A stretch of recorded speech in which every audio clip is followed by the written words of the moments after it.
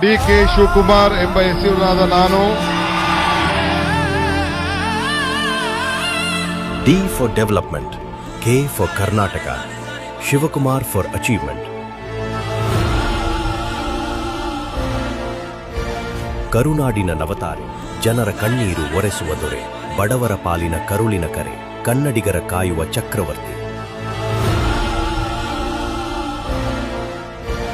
ದೇಹಿ ಅಂದವರ ಕೈ ಹಿಡಿಯುವ ಬಂಧು. ರಾಜ್ಯದ ಅಭಿವೃದ್ಧಿಗೆ, ಕನ್ನಡಿಗರ ಶ್ರೇಯೋಭಿವೃದ್ಧಿಗೆ ಬೇಕು ನಿಮ್ಮ ಛಲ, ಬಲ. ಎಂದೆಂದು ಕನ್ನಡಮ್ಮನ ಸೇವಕರಾಗಿ, ಜನರ ಸಂಕಷ್ಟದ ತಡೆಬಂಡೆಯಾಗಿ ಸದಾ ನಮ್ಮೊಂದಿಗೆ.